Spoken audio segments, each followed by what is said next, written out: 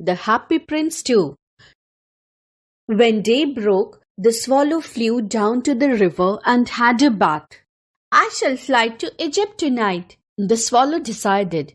When the moon rose, he flew back to the prince. Do you have any message that you would like me to carry to Egypt for you? He asked. I'm just setting out, Swallow, swallow, little swallow, said the prince. far away across the sea, I see a young man in a garret. He is leaning over a desk covered with paper, and in a glass by his side there is a bunch of withered violets. He is trying to finish a play for the director of a theatre, but he is too cold to write any more, and hunger has made him faint.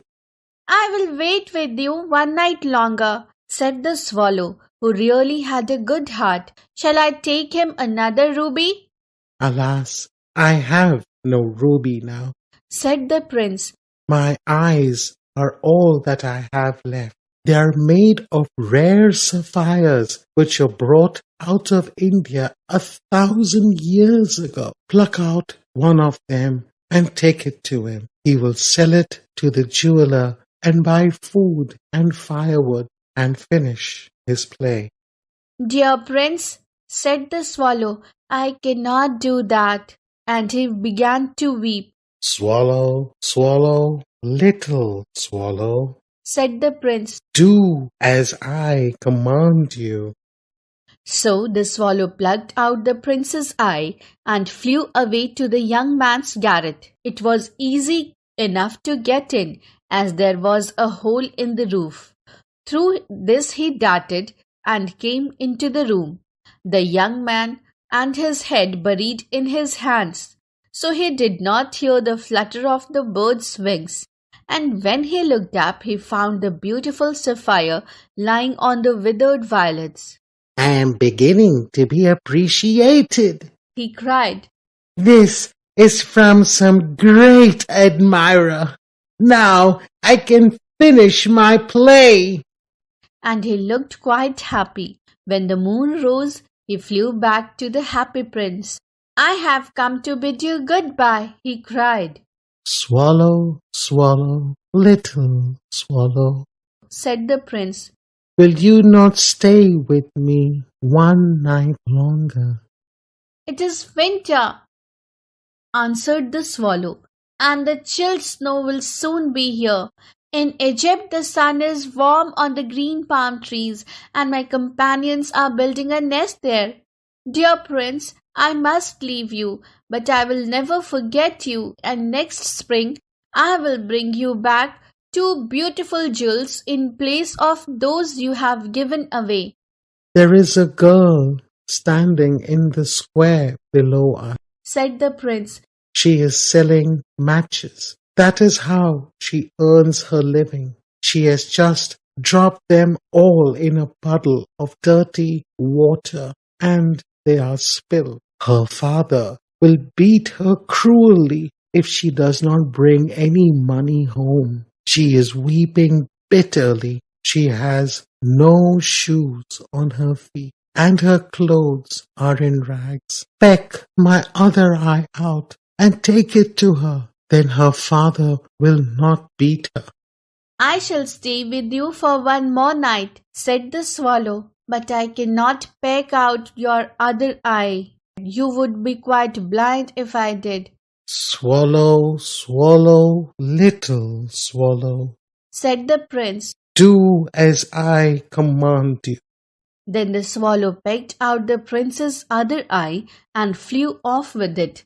When he came to the little match girl, he dropped the sapphire into her hand. What a lovely bit of glass! Cried the girl and ran home laughing. The swallow flew back to the prince. You are blind now, he said, and so I will stay with you always. No, Said the poor prince. you must fly to Egypt.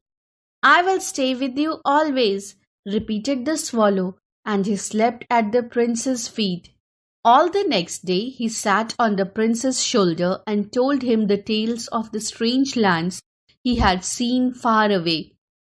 "Dear little swallow," said the prince, "you tell me about marvelously strange things, but I think that the strangest thing of all is the suffering of men and women and little children. Fly over my city, little swallow, and come back and tell me the story of what you saw there."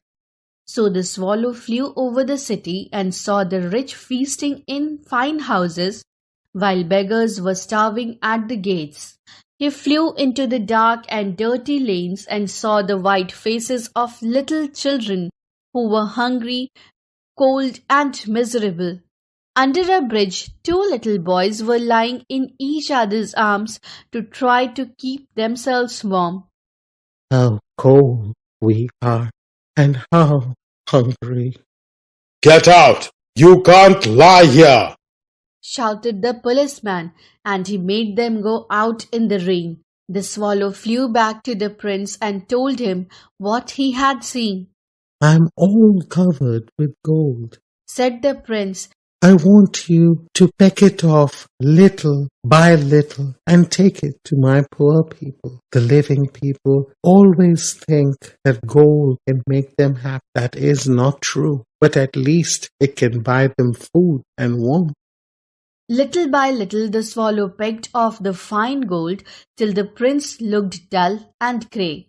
He carried the gold to the poor, and the children's faces grew rosier, and they laughed and played games in the street.